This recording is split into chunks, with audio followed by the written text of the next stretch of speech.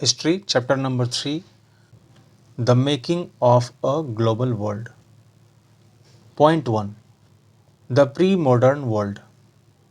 When we talk of globalization, we often refer to an economic system that has emerged since the last 50 years or so. But as you will see in this chapter, the making of the global world has a long history of trade, of migration, of people in search of work, the movement of capital, and much else.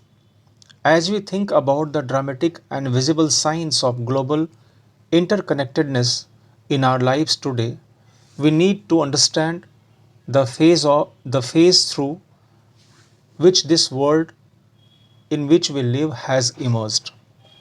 All through history, human societies have become steadily more interlinked.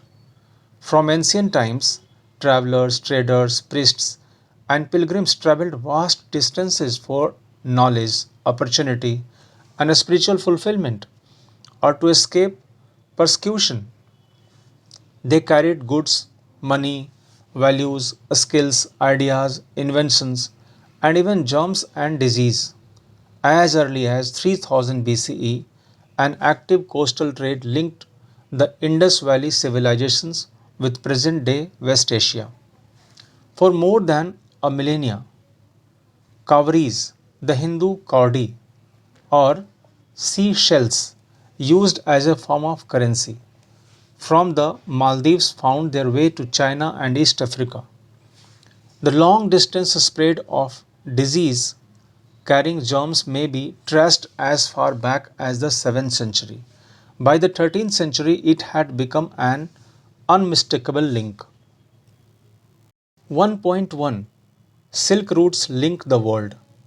The Silk routes are a good example of vibrant pre modern trade and cultural links between distant parts of the world.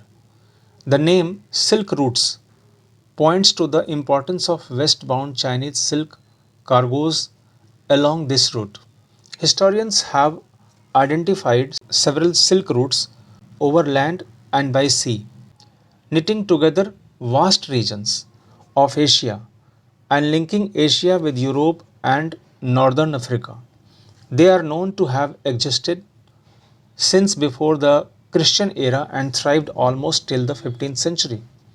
But Chinese pottery also traveled the same route as did textiles and spices from India and Southeast Asia. In return, precious metals, gold and silver, flowed from Europe to Asia. Trade and cultural exchange always went hand in hand. Early Christian missionaries almost certainly traveled this route to Asia, as did early Muslim preachers a few centuries later. Much before all this, Buddhism emerged from eastern India and spread in several directions through intersecting points on the Silk routes. Food travels, a spaghetti and potato. Food offers many examples of long distance cultural exchange. Traders and travelers introduced new crops to the land they traveled. Even ready foodstuff in distant parts of the world might share common origins. Take spaghetti and noodles. It is believed that noodles traveled west from China to become spaghetti. Or perhaps Arab traders took pasta to 5th century Sicily, an island now in Italy. Similar foods were also known in India and Japan, so the truth about their origins may never be known. Yet such guesswork suggests the possibilities of long distance cultural contact even in the pre modern world. Many of our common foods, such as potatoes, soya, groundnuts, maize, tomatoes, chillies, sweet potatoes, and so on, were not known to our ancestors until about 5 centuries ago. These foods were only introduced in Europe and Asia after Christopher Columbus accidentally discovered the vast continent that would later become known as the Americas.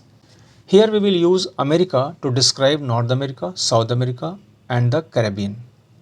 In fact, many of our common foods came from America's original inhabitants, the American Indians.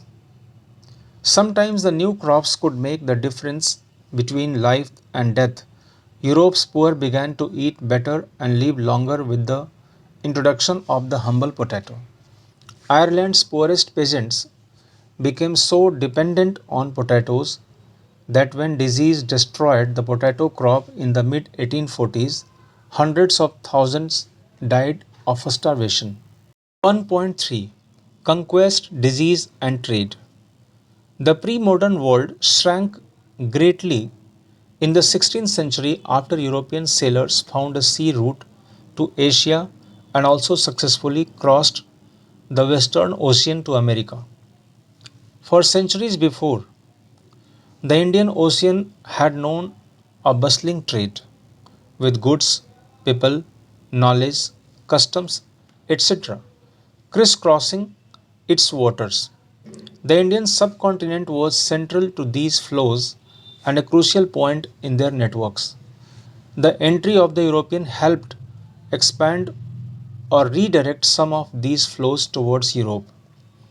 Before its discovery, America had been cut off from regular contact with the rest of the world for millions of years. But from the 16th century, its vast lands and abundant crops and minerals began to transform trade and lives everywhere.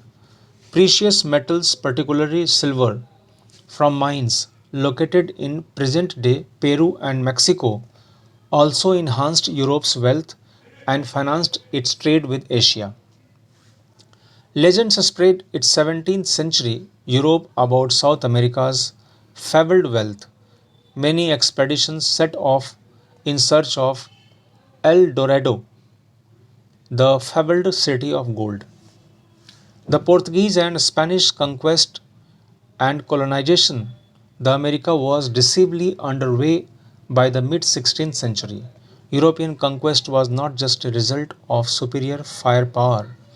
In fact, the most powerful weapon of the Spanish conquerors was not a conventional military weapon at all. It was the germs such as those of a smallpox that they carried on their person because of their long isolation. America's original inhabitants had no immunity against this disease that came from Europe. Smallpox, in particular, proved a deadly killer. Once introduced, it spread deep into the continent, ahead even of any Europeans reaching there.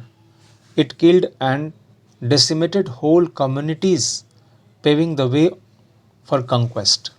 Guns could be bought or captured and turned against the invaders, but not disease such as smallpox to which the conquerors were mostly immune.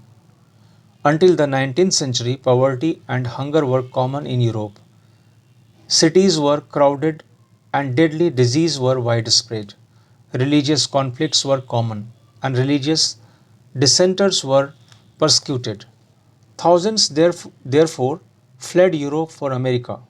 Here by the 18th century, plantations worked by slaves captured in Africa were growing cotton and sugar for European markets. Until well into the 18th century, China and India were among the world's richest countries. They were also preeminent in Asian trade.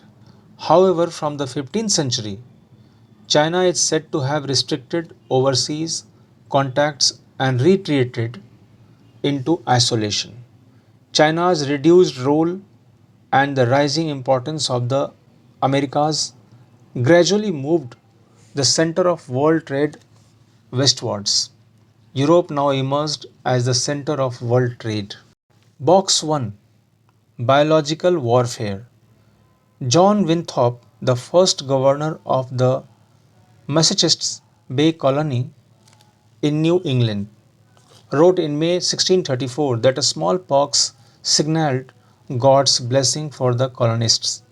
The natives were near all dead of a smallpox, so as the Lord had cleared our title to what we possess. Alfred Crosby, Ecological Imperialism. New words: dissenter, one who refuses to accept established beliefs and practices.